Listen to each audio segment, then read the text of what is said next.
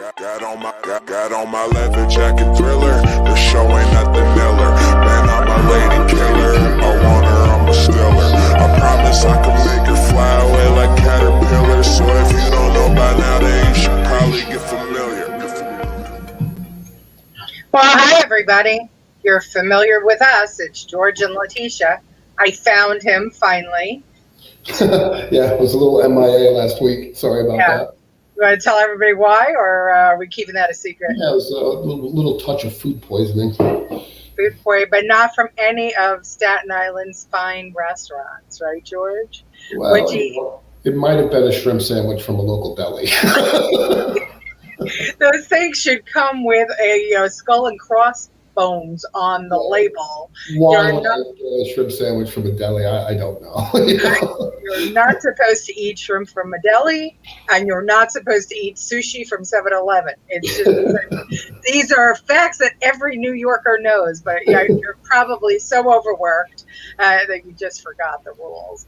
Well, we missed you on Friday. Once again, our listeners had to listen to me for an hour, but we covered the hour pretty good. Everybody, if you like what you see now, please, press the like button, press the share button. If you are on YouTube, make sure you subscribe. This way you get notifications, and also the more views we get, the more we can do this if you really like what you see. If you don't like what you see, turn it off.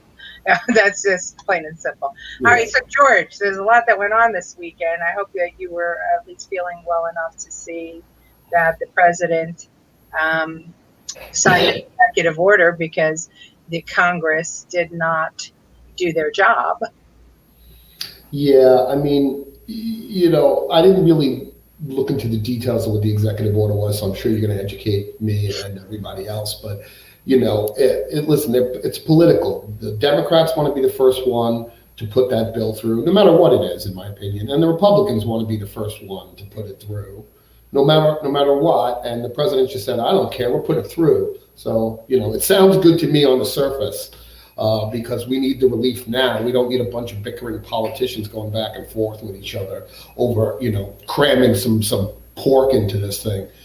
We just need relief for COVID and nothing else. So what was in the details of it, do you know? Well, yeah, I do. There were several executive orders, and the one that's getting the most attention, I think, is the one where he said that he was going to suspend the collection of payroll taxes. And what he said, but not what's not being regurgitated, what he said was that he was going to suspend the collection of payroll taxes, and that he would do it till the end of the year.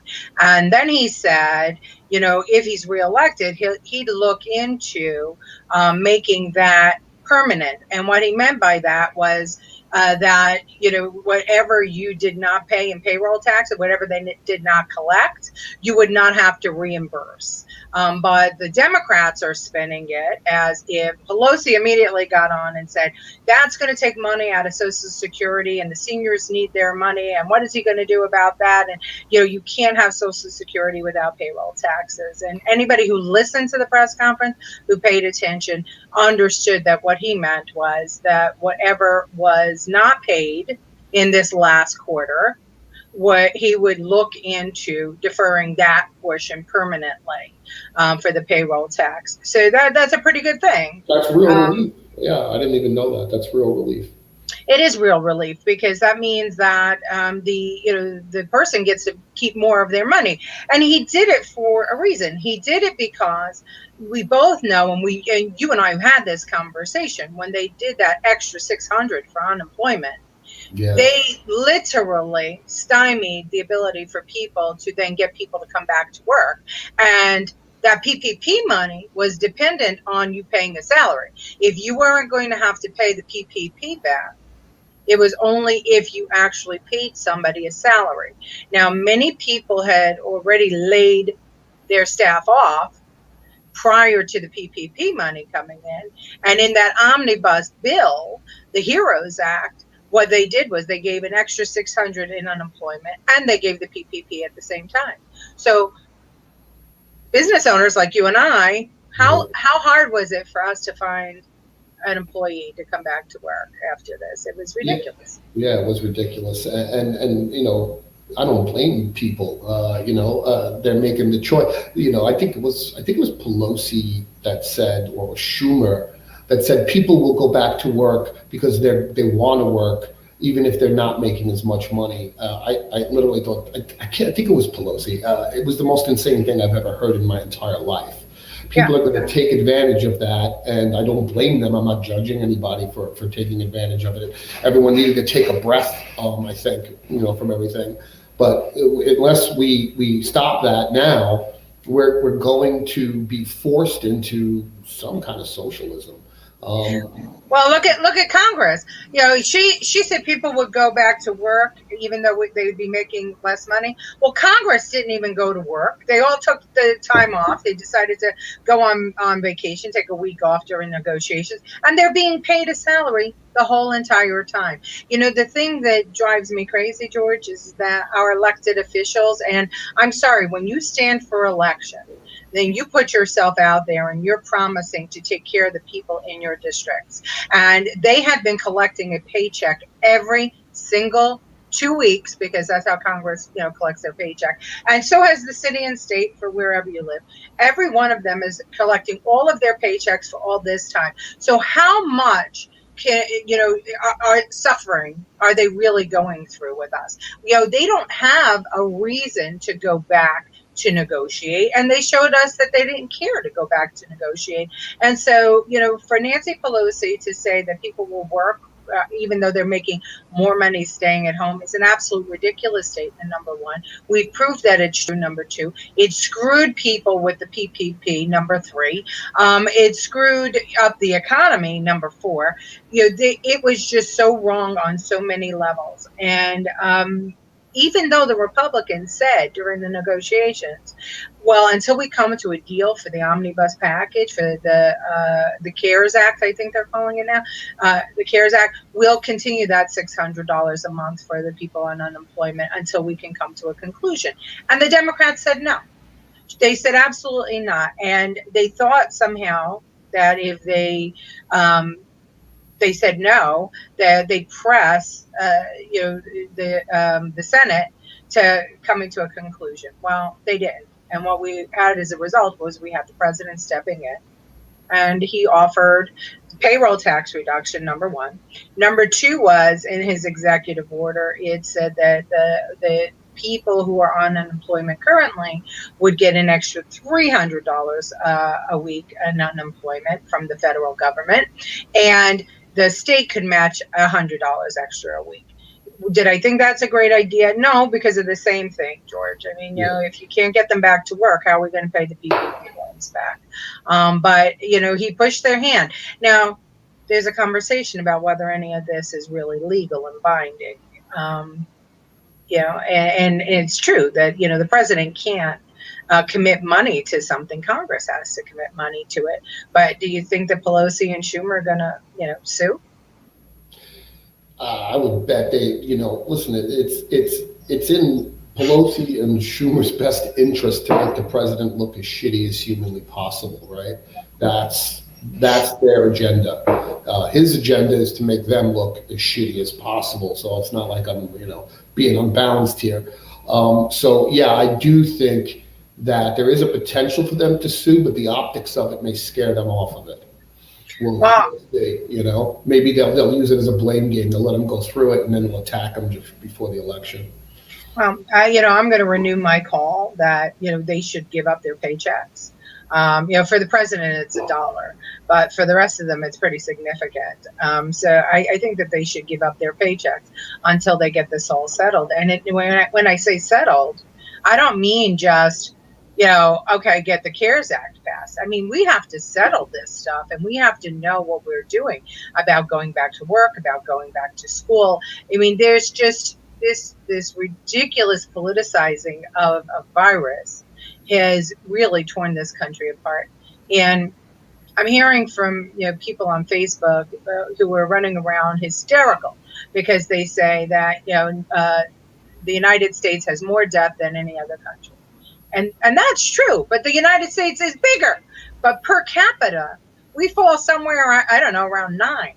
Yeah. Or 10 amongst 20 countries. And for those people who say, well, we would have had less deaths if it wasn't for the president, taking his time to act, I just, I cannot believe how silly they're being. That's not his job, actually, and that's where people get really confused. The states are autonomous in that regard, right? They have their own preparedness plans.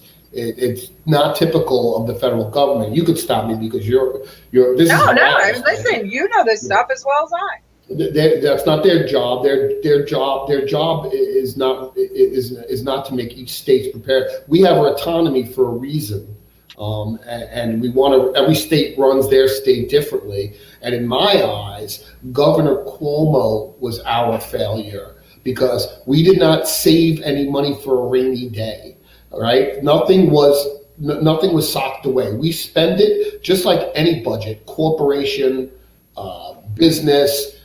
If you don't spend it, you lose it. Right. Yep. So we've been on this path of spending every penny that comes in with, an unlimited number of social programs and grants when some of that money should be tucked away for a rainy day when something happens. And then everyone lambasts the federal government for not bailing out the states. To me, that's like bailing out your kid because they didn't understand how to manage their money. It's not helping them in the long run. The states have to learn how to be ready for this stuff on their own. That's literally, I think, how it's written. You can't have it both ways, right? You can't claim I'm the governor, I'm autonomy. You can't make rules and regulations for my state. You have no business being in my state. And then at the same time saying, Daddy, I need money. Which one is it going to be? I remember Governor Cuomo begging for 30,000 ventilators and, for the ship and for so many things. And, Daddy Trump provided him the ships. They wanted the War Act enacted. He did that. He started making ventilators. There was a concern that if Trump started bidding for PPE, that he would outbid all the that the governors were bidding against each other for the PPE, and so Trump was the one that arranged, and a little bit about this, right? Yeah. Trump was the one that arranged for the feds to buy the PPE, and then distribute them. I mean, so he acted every time they asked him to act, and then they started snapping at him, and now they're saying that he didn't act at all. And I think that is so disingenuous, and it is so it's just the wrong messaging during a crisis for this to be as politicized as it has been. And look, I am not going to say that I agree with the way Donald Trump communicates on a regular basis, because I do not. There are plenty of times that I cringe when I read a tweet or when he speaks. But we know what he means most of the time, because I think most New Yorkers read between the lines of how he speaks, but it's awful. It definitely needs to work on that. You're right. Yeah. Well, Colleen Mahoney says, if you remove the nursing home deaths, U.S. mortality rate falls drastically. Look at New York versus California, Texas, Florida. Other governors are responsible. You're right, Colleen. And what I found interesting, though, is even with the nursing home deaths, compared to other countries, the UK was number 1 in deaths. And you can look this up online, folks. Google COVID deaths per capita, per country per capita, and you'll see that the U.S. falls. I think it's around 11, and I should have probably gotten that number before we came on air, but I didn't.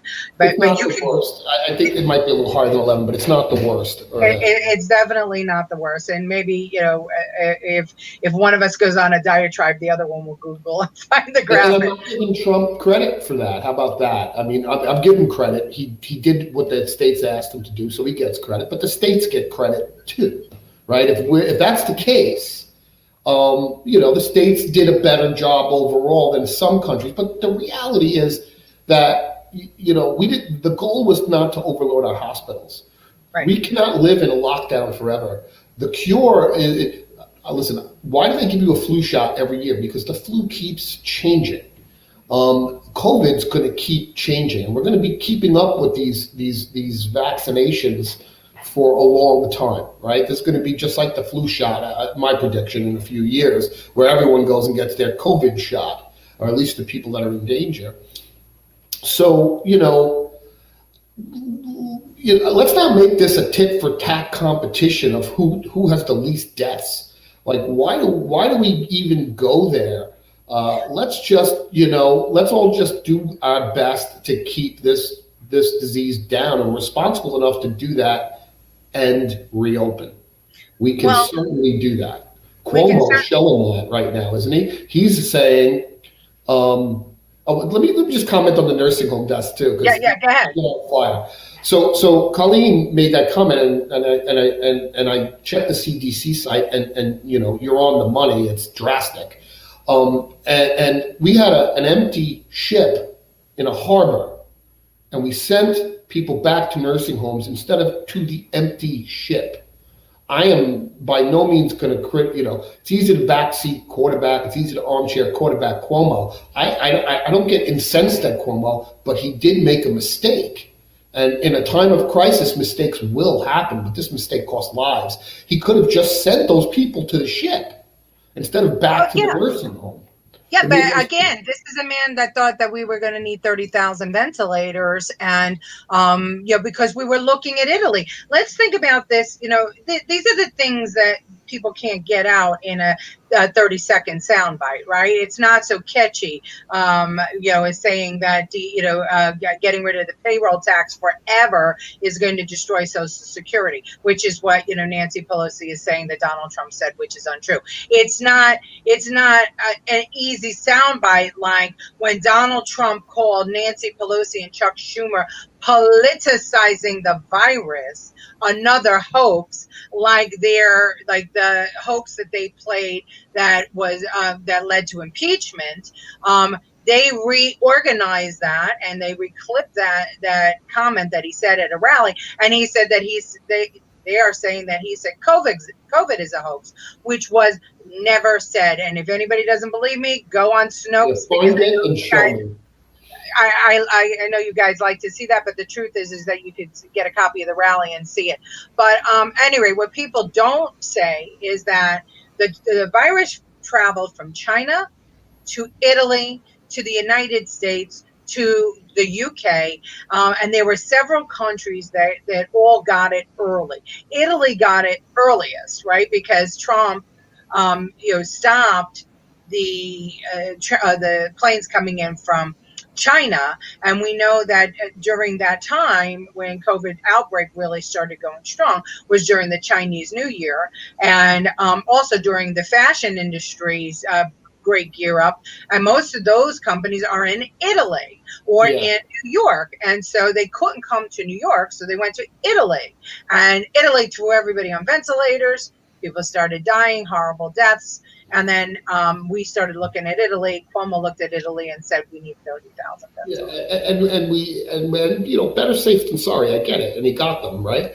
Right. But, we had at the time, and I don't know why the media is disgusting, because we had a few Democratic Congress people, including Pelosi, on film saying, back in, I think it was January or February, don't worry, come out. I'm in Chinatown. We're celebrating the Chinese New Year. Don't be afraid. While Trump was closing the border.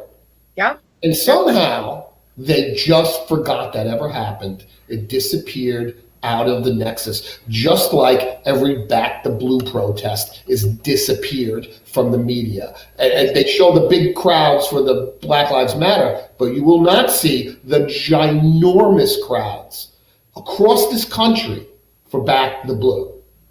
They just don't show it. So the media. Well, it's clear what's happening. I mean, this is look, this is a president who is beholden to no one. He's not beholden to the entrenched GOP. right? Because they didn't want him. They were doing everything they could to get rid of him. That's And in right. 2015, and you can find it on the Von Agency website. It was published in the newspaper and on our website in 2015. I wrote an op-ed that basically said that the entrenched GOP better get hold of this guy, be nice to this guy, and try and work with him, because he is going to win, and when he does, none of you will have a seat at the table. But of course, nobody ever listens to me, and they try and forget that I was right when I said it. But that's what happened. And now the media, he hated the media and went after the media, said he wasn't going to be beholden to the media, and he wasn't. He didn't buy the airtime in the same amount as Hillary did. He did his campaign on digital and social media, right?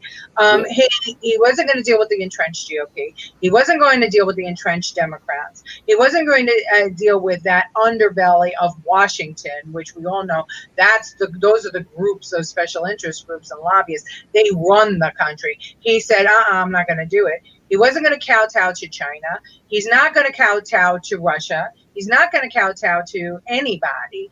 And he showed that. And so now we have a group of forces coalescing against him, because what they'd prefer to have is Joe Biden, who they can point in a direction, wind him up, give him a teleprompter, and hope he comes off all right, and he can be controlled, as he's shown over 43 years in office. They'd rather have a Joe Biden than have Donald Trump, who is shattering their universe and proving that things could get done in Washington over and over and over again. He did that with WHO. He did that with the negotiations with China. He did that with Iraq. He did that with Iran. I know I'm missing stuff, but he has renegotiated. We did it with Mexico. He said that he'd build that wall. Mexico would be happy, and people laughed at him. And he built that wall, and Mexico is happy, and they're pitching in, and they're working together. Could you believe that was going to happen in 2016? Yeah, actually, the way he took it, I'm stoked that happened the right way. And he did say something that I think people missed the nuance of. He said he's going to get Mexico to pay for it. Yeah. They didn't write us a check, but he's got them arming he's got them on the border. He's got their Mexico's guards are on the border now. Not ours. We're not paying them. Right. We have our guards, but Mexico has their complement of guards, and they're working together, and they are stopping hundreds of thousands of immigrants from making that dangerous journey over to America, and they're stopping them there. And he's working cooperatively with Mexico to try and lift the poverty in Mexico right now. So, that's the answer, is take them out of poverty and help them achieve the American dream of their own version of it, however you want. Well, unfortunately, right now, we're having a hard time achieving the American dream in America, because we have young, college graduated, people infiltrating a very good message, or hijacking a very good message with BLM. And we have them becoming anarchists who are brainwashed by professors to hate America and to think that everything is wrong with America. And if I hear it one more time from someone about how we are such a bad country because we own slaves, and we focus. We didn't invent slavery, by the way. No, we didn't, and we weren't the first to have it, and but we abolished it, and we did it correctly. But here's the thing, here's the hypocrisy of these young people. They are tweeting and Instagram bullying and communicating on cell phones that are made, in China, with components made in China. And what's the average salary for somebody living in China? They're living in poverty. It's pennies. They keep their workers living in poverty. And China's whole business model is basically based on slavery, right? They say America was built on slavery. People got rich on slavery. Well, those cell phones that they're using to trash us, they were made by basically slave labor right now. Yeah, China is the country that displaced 300,000 people and took away their homes to hold the Olympics and didn't give them a place to live. Right. This is China. So why? It's just the hatred for Trump runs so deep that they would defend China. What are you talking about? This is a country that does not treat their people well. So they don't have any human rights at all. They run people over with cars, and they run babies over with cars, and they run them over twice to make sure they're dead. Because if they're not dead, they have to pay for their upkeep for the whole life. So they just run them over and make sure that until they're dead. I mean, there was video of that out there. I'm sorry, I didn't mean to. Yeah, no, you're on the money. And there's all sorts of horror stories. And is China changing? Sure. But it's still not a good place. I mean, China's making progress, but they're nowhere near free, and they're nowhere near meeting human rights standards by any means. Right? No, not by any means. So our country, we fight for it. We our people have it in their nature here to make sure that's where the BLM ruined the protester part that you said. We all want justice. We all want what's fair and right for everybody. Mostly. There's always exceptions. You always have a bad apple. You always have an idiot. But they're so desperate to get rid of Trump because of some perceived racism, because he talks like an idiot, but he doesn't do anything bad, right? He doesn't. He just says things that people don't understand what he's saying, like, I love me some Mexican food, the Mexicans make good food. Is that racist? I don't hear that as racist, but it gets perceived that way. Then they'll take a guy like Joe Biden, which, can I play a 3-minute clip of Joe Biden? Please. I'm going to play this 3-minute clip of Joe Biden, and just to show you how unbelievably insane he is, and he is way more racist than Donald Trump will ever be. He has said literally clearly defined racist statements in his life on film. Absolutely. And I've never heard Donald Trump say anything that. Let's take a look at this one. This is an interesting one. If I can figure out which screen it is. No, not that one. Hold on. There we go. I'm going to play this sucker. Okay. I'm looking forward. Wait. I want to make sure everyone can hear it. So you tell me if people can hear it, all right? Okay. Man, you walk behind me in the debate. Yep. Man. Turn it up a little. The county executive, or Allegheny County executive being here, and that's who you are. Go to Joe 30330 and help me in this fight. You can speak out and be more straightforward. It's not about, I know you're supporting by saying boo, but look, here's the deal. Union workers, the UAW took incredible cuts in their future.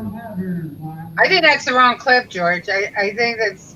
No, it's a compilation of every insane thing he said. We have with the whole, excuse me. This is the guy they're putting on. In fact, are likely to get Alzheimer's by Wall Street bankers, CEOs, and hedge fund managers.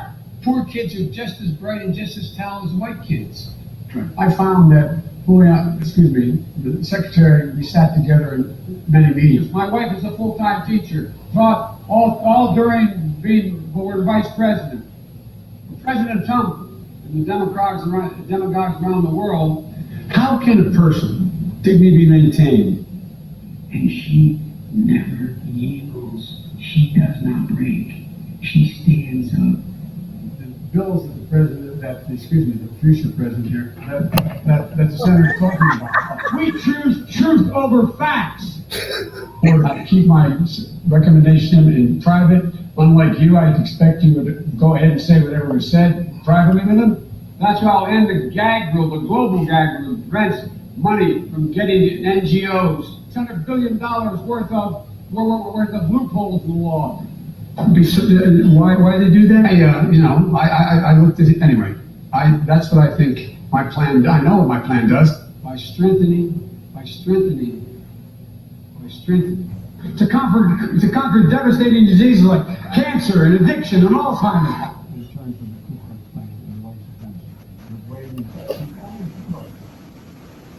Because we've neglected All my time in public life, once I've gotten involved, folks, I'm virtually energy independent. That's the essence of what my plan in detail lays out. I'm happy to discuss it more in detail if the senator wants to. And so that triumph of democracy and liberalism over fascism and autocracy. And you heard it in the debate.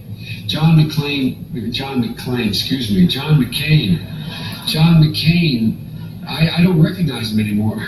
We invested significantly in this city, in transportation, anyway, the point is we've made significant investments in this state, I expect, in this city. They also got that last year out of the statement, the mission statement of our Citizenship and Immigration Services. In partnerships built on coercion on non-traditional threats, like weaponized corruption. We cannot be a credible voice on the proliferation of nuclear security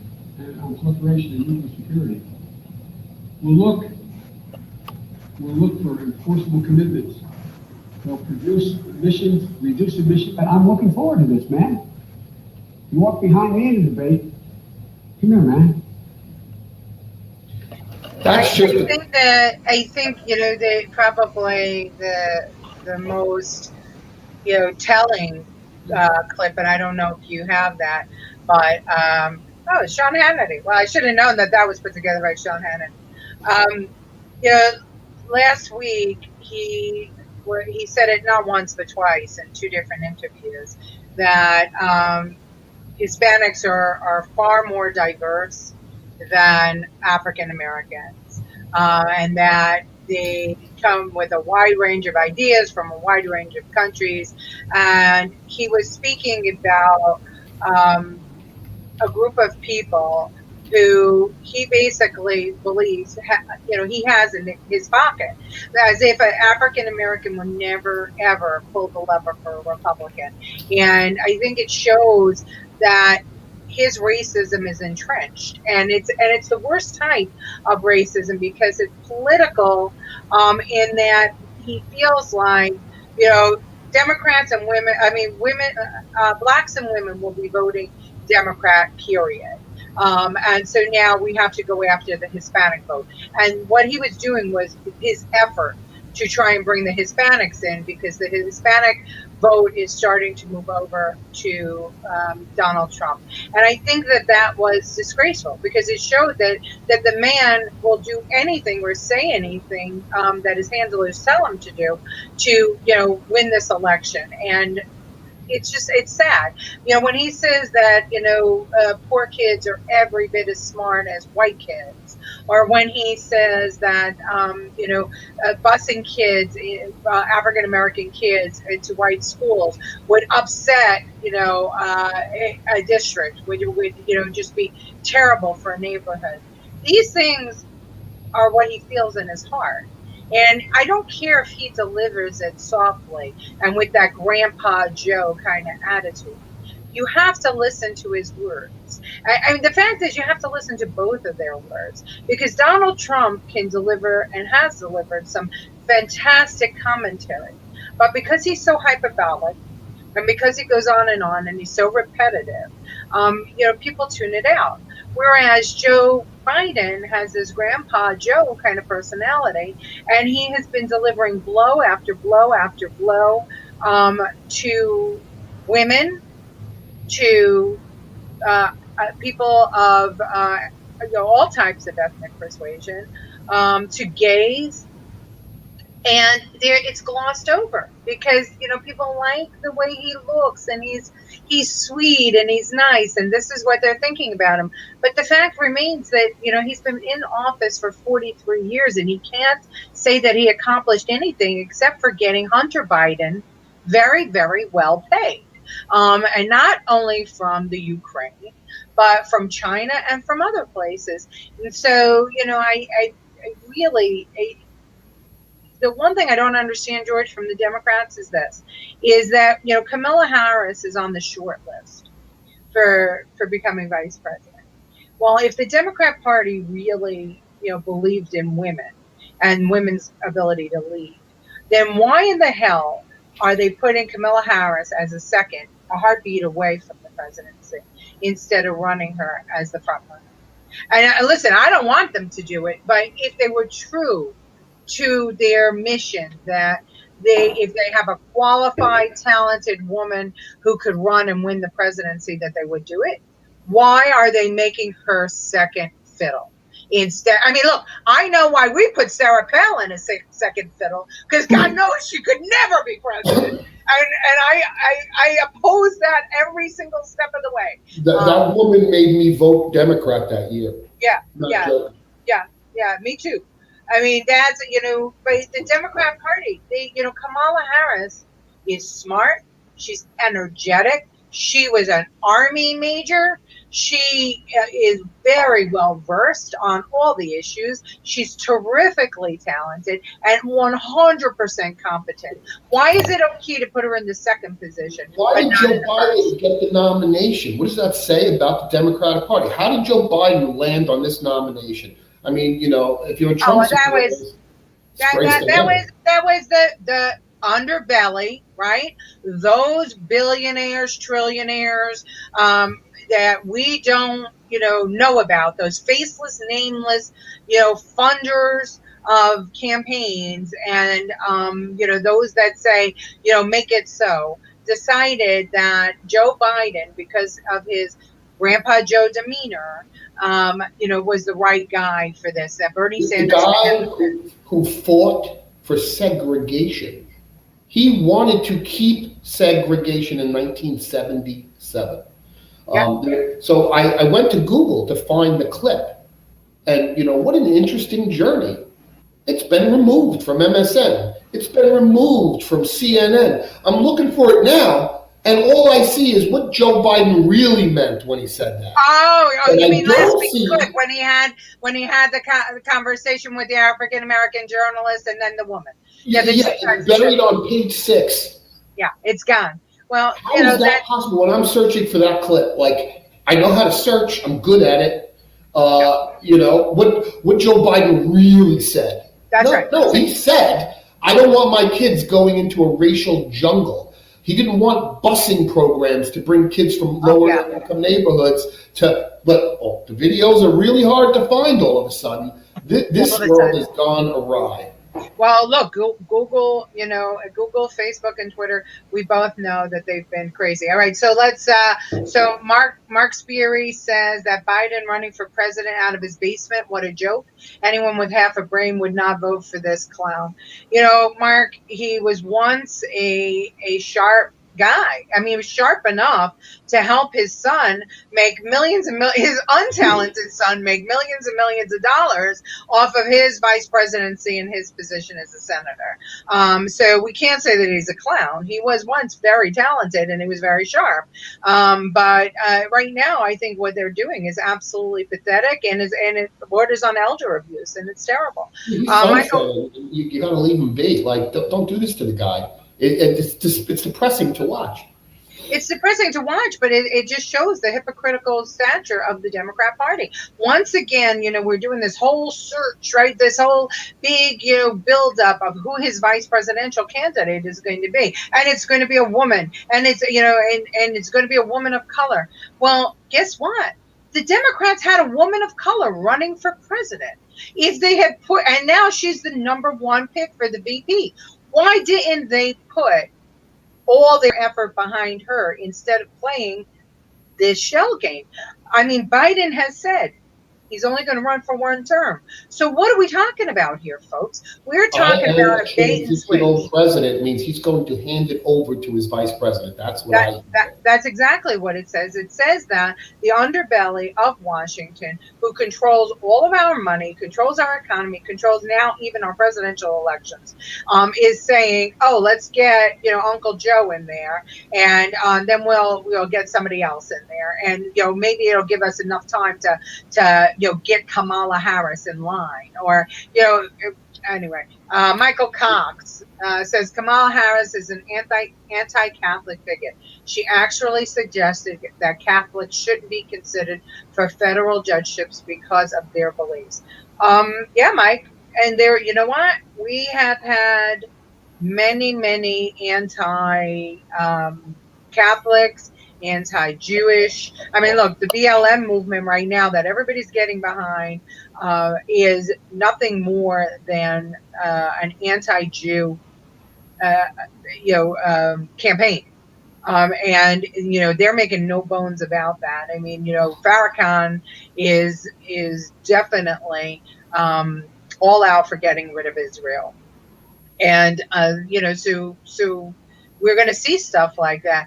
But going back to Kamala Harris as a candidate, I think you have to agree when you put her next to Joe Biden, even in the debates, she ran circles around him.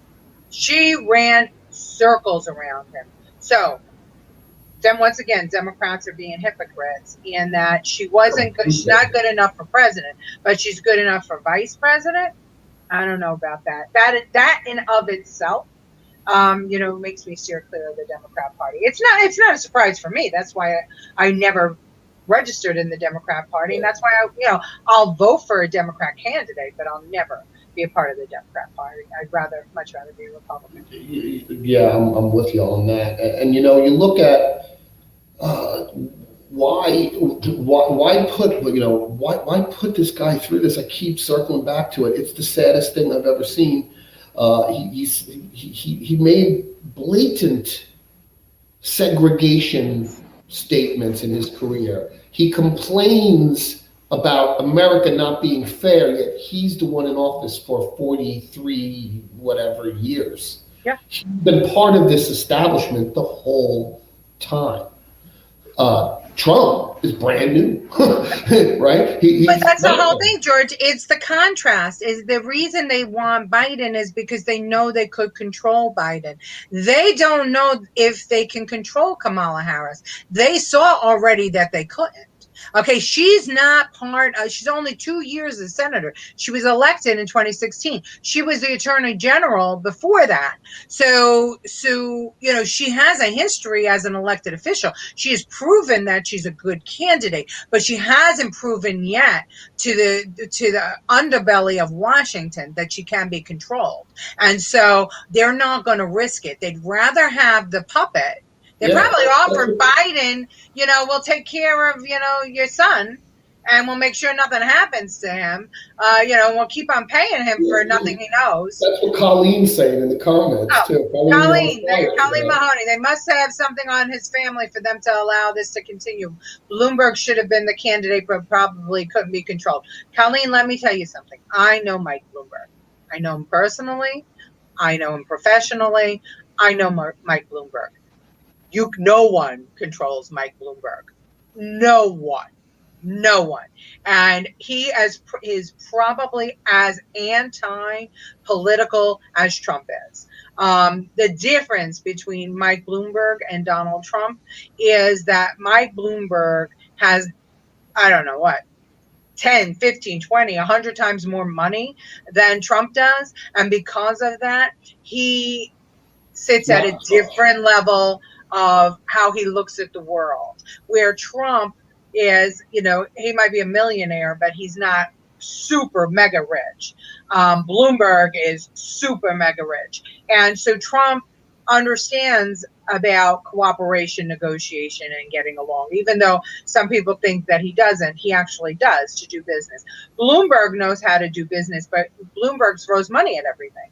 And Bloomberg's much older. And if he can't solve it in negotiations, he solves it by throwing money at it. And it's the Bloombergs of the world that are part of that underbelly that I was talking about, that really control the world. I mean, he's like Soros. Soros has lost his fucking mind. And he, I did say that word. But yeah, but he pisses me off. If you want to get me going, you want to get me crazy, say the name George Soros. From, the first time I danced with him on the Bush campaign in 2000 to today, this man has systematically built up organizations around the world, but mostly focusing on 2 countries, UK and America. And he has created these organizations to infiltrate their governments. And he has done everything that he can to infiltrate governments because he doesn't want to see the UK and America be world powers anymore. And anybody that, reads up on George Soros, I'm not making it up. Google him. Google him. We could spend an hour on picking apart George Soros, but what he has done, he's one of those mega wealthy. He has now come to the end of his life, and he's decided that everybody should have something. And so now he's decided that socialism and communism or Marxism, that's what it should be. And he is enjoying the fact that he has been able to wreak havoc on our country. And, he should, listen, he will pay his price for what he has done. I'm certain of it. But anyway, so talking about, let's talk about TikTok for a little bit, George. Yeah. We touched on it a little bit with China, but go ahead. Yeah, I mean, Trump's ban on TikTok was the right move. Here's my feeling on all of this, and I am for open communication when it's fair and balanced, right? But we cannot operate our digital companies in China. You and I cannot go to China right now and buy a hunk of land, right? But we allow China to come here and buy up all our communities. Non-American citizens, I'm talking about Chinese natives. We allow it. We allow, they don't allow Google to operate in China. They don't allow Facebook without being filtered to operate in China. Why should we be the ones allowing them? We need a gateway because everybody knows about data now, I think. I think everyone's really up on how you're being tracked. And I'm going to say some crazy shit on this. It's fine, track me. I want to be tracked. Why? I don't want ads for pantyhose. I want ads that relate to me. And what TikTok is doing is not using it for ads. They're using it to dissect the American people, and that the knowledge that they're gaining from all of the activity on these apps. And don't be fooled, TikTok is not for kids. I've been up in TikTok's face for a long time. I've been using it since they launched. TikTok covers all age ranges, all sorts of people. 74 million people, I think it was the last time I checked, active on TikTok, that they are actively collecting data for. And it's not with the intent of running ads, right? It's with the intent of understanding the American people, and they can use that for propaganda machines, and they can use that for their own world political gains, like their currency manipulation. They understand us, and they're using it. So we need to protect that data. Now, him saying an American company has to take it over is even more brilliant, right? Will American companies use that data? Well, will they use it for political gains? If you go by the record of Facebook and Twitter, Google search on Joe Biden just now, hysterical.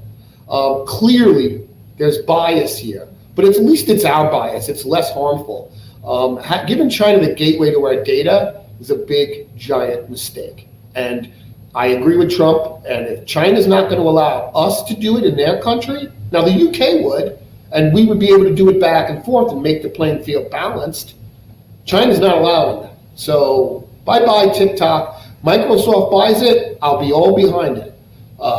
Not that I trust that MSNBC and that whole crew is not going to push for the Democratic Party, but that's our people in our country having our internal fight. Okay, Russia? Good. I was going to say, let me add something on that people don't understand too.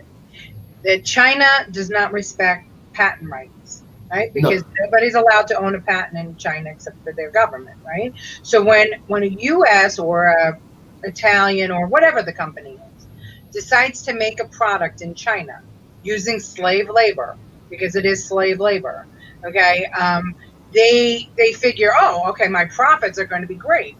But what they don't realize is that they can copy that product exactly every single thing you have done for that product. They can copy it. The government now has that information. They can make that exact product again, and they now come over and sell it in the U.S. for less money than let's say it's Gucci or whatever. Now we talked about it right at the top of the show. We talked about the fact that it was Chinese New Year, and a lot of Chinese seamstresses during the height of Fashion Week went from Italy, or Chinese factory workers went back to China for the Chinese New Year, and they got caught up in the whole COVID thing, and then they brought it back to Italy. So we know that they're working for companies such as Gucci and Fendi and all those. So they go over, you're making a beautiful pocketbook for Gucci. It's costing Gucci no money. They negotiate the contract with the Chinese government, by the way, who runs the factories. And then they finish with that product. The next thing you know, the streets of New York are flooded with knockoffs. And they're selling them for Gucci, selling the bag for $2,000. Well, China, the knockoffs, which is exactly the same down to the. Look on the screen of what I put up. Yeah, I see Audi. Is that Audi? So not only do they get that's a BMW. Yeah, not only do they do that manufacturing stealing, they reverse engineered BMW and sell them in China to the Chinese people. This car you're seeing on screen has an exact copy of the BMW engine in it, and it's exact to the exact proportions, the body of the car. They do not pay BMW for this privilege. This is disgusting. And that's what happens. So you wonder why your knockoff looks so great, or is almost as good as real. It's because it is. It's the same exact thing. So now think about it, ladies and gentlemen. Every single thing that you post on TikTok, let's say you're the next greatest singer, or you write a song or something and you put it up on TikTok, that goes over to China and somebody steals it. And I think it was Peggy Padavano actually said that her daughter made some crafts and sold it on Etsy, and the next thing that she saw was it was being sold in stores here that the Chinese made it. Now, did her daughter have a patent? No, but it was the same or I don't think so. Maybe she did, but it was the same exact article, and it was being mass produced in China, and the daughter got nothing for it. So you have to understand that the reason Trump is banning TikTok is because if they steal your thoughts, you, as an American citizen, have no recourse in court because there are no patent. The patent is not recognized in China. So for those of you who think that he is some sort of xenophobe, no, he's protecting us, and he's protecting your intellectual property. You want to know what's interesting? TikTok is a playground for Trump. There are more Trump supporters on TikTok than any app. Facebook, Twitter, you need to get on there and see how fervent the Trump support is on TikTok, and he's still banning it. Right? Absolutely. But people said that the reason he was banning it was because TikTok were the ones that bought everything, that gobbled up all the tickets for his rally, and that there's some very nasty anti-Trump people on TikTok. To which explains why that wouldn't matter. It was a social media movement, not a TikTok movement. There were people on TikTok doing it too. They started it. That was the genesis of it. But that's just one person, that. And only people that were anti-Trump would have seen it anyway, right, George? Because that's how TikTok works. Unless you're actively digging for it. Yeah. So it's not as if, like other things. So Colleen Mahoney says something that's very, very important. She said two things. That Obama bombed 7 countries and Trump has bombed 0. And I know that was a big, big concern of the entrenched both GOP and the Democrats when Trump came in, that we were going to get into World War III and he was going to bomb someplace. The other thing she says is TikTok normalizes pedophilia. She came across a video of looked like an adult with a young girl, and he was looking down the young girl's blouse, and she was looking down his pants. She sent it. I saw it, and I understand what you're saying. About that video. I don't know if that's widespread on TikTok, but I know it's for sure widespread still across the world that pedophilia goes on and sex trafficking of children goes on, and that's something that we're going to have to get into another day. Let's do the next show on that topic because because I watched the Epstein documentary, and oh my God, I'm sickened by it.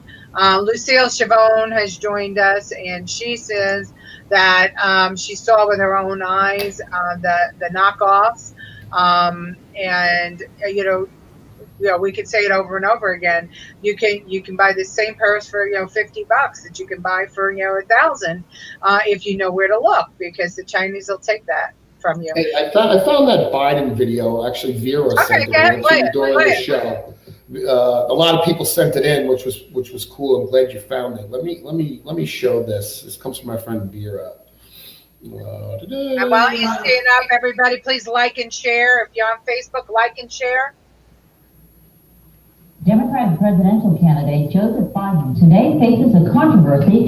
3 weeks ago at a debate at the Iowa State Fair, he used phrases identical to those delivered by British Labour Party leader Neil Kinnock. Biden seemed to be claiming Kinnock's vision and white as his own. Why is it that my wife is sitting out there in the audience, is the first in her family to ever go to college?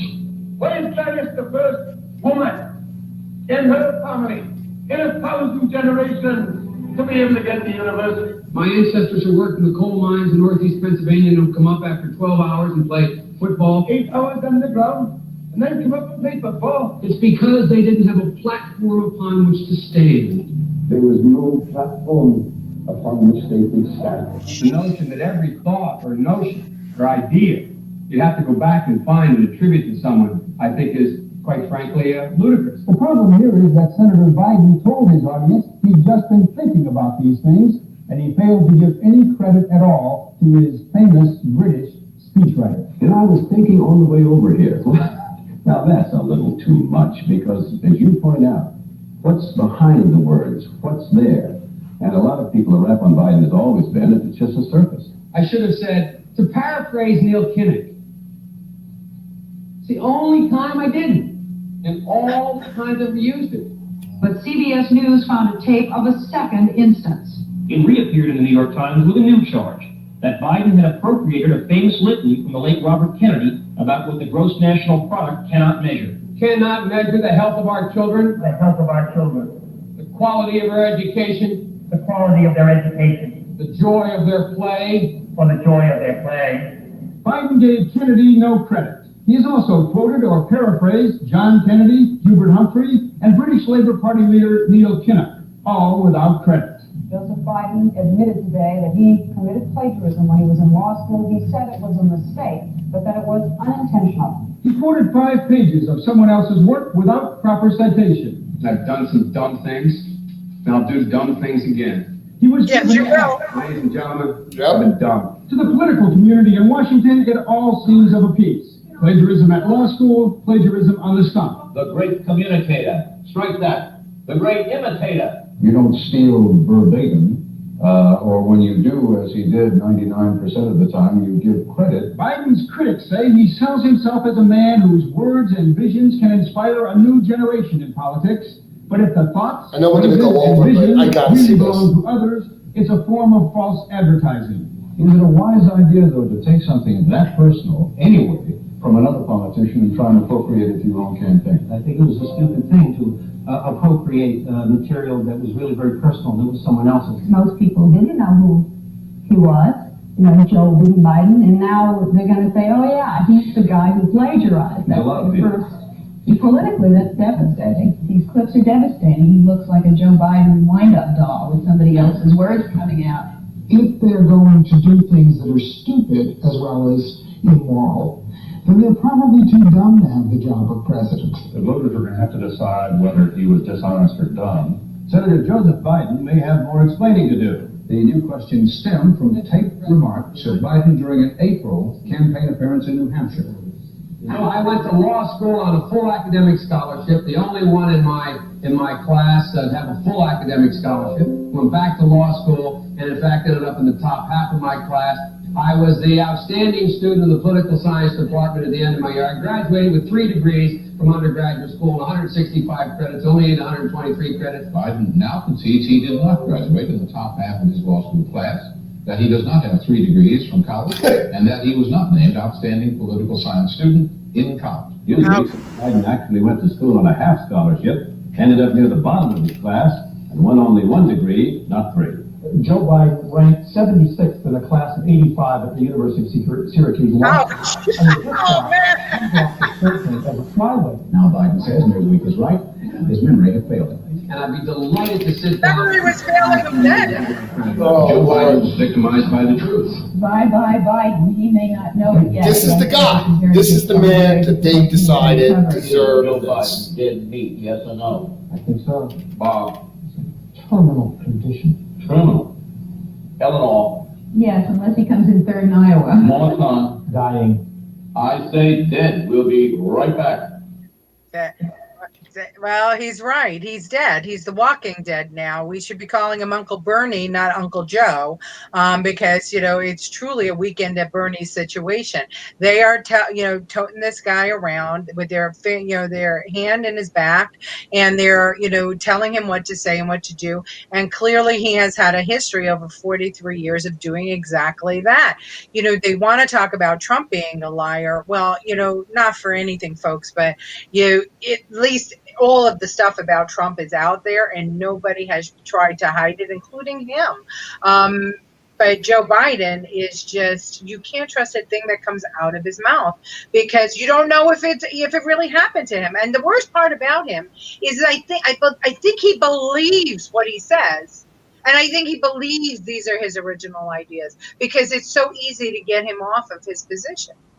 Do you want an asshole who makes good decisions, or a liar who will say anything to stuff his family's pockets? He was poor before he got into politics. His family was poor before he got into politics.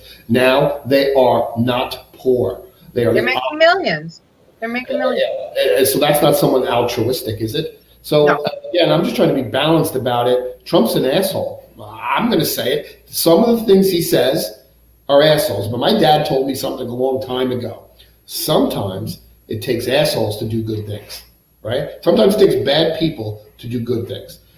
Trump's heart is not bad. His mouth is horrible. I think he's arrogant. Listen, the one thing that Trump is a New York real estate developer. That's what he is. And if anybody knows what a New York real estate developer is, they know that Trump is, he's definitely fits that characterization. And so, I won't call him an asshole. I'll call him very arrogant and very, very hyperbolic. And that, but that's what real estate developers do, right? He's a salesman. You have to sell it to your investors. You have to sell it to, get your licenses and your permits to build. You have to be able to sell it. And that's why he became very successful with his show, The Apprentice, because he knew how to sell it and he knew how to engage an audience. And that's what Trump is. But you can't forget that Trump is an excellent negotiator, and he is an excellent businessman. And it does it matter that he went bankrupt, in the past? He did go bankrupt in the past, but I don't think I know one billionaire or successful businessman or woman who hasn't utilized that bankruptcy loophole in the past to move their company forward. You take a look at lots of companies, and you will see that they have filed Chapter 11. It's not a loophole to me. To me, it's a job saving mechanism too, right? So you could go under, right, and disappear because you made a mistake or something didn't go the way you expected it to go, and then everybody in your downline, in your chain of employees, contractors, vendors, they are all also done. That's so right. That mechanism is there for a reason. That's right. So, yeah, and I listen, might need it. yeah, well, chapter 11, chapter 13. I mean, basically what it is an opportunity for you to negotiate with your creditors. It gives you a little breathing room, and it gives you an opportunity to get to a common ground. Okay, I want to recognize that my mom is here with us today. I was wondering where you are, Mom. She says, you two are so informative. Thanks. I had a lot of fun with you, George. We went over, and I know we both have things to do today.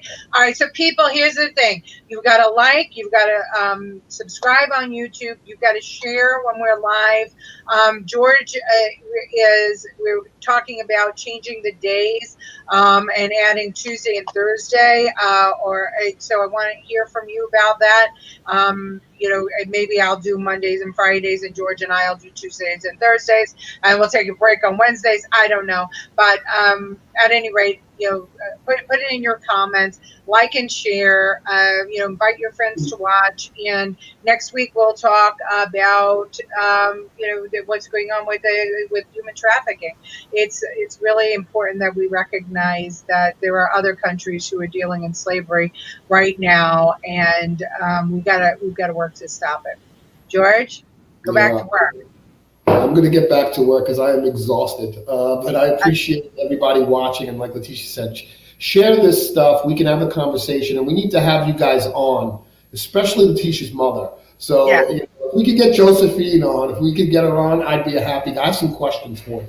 Well, we might be able to get her on by phone. We could call her next week or Friday. Okay, love you all. Bye-bye. Bye, guys.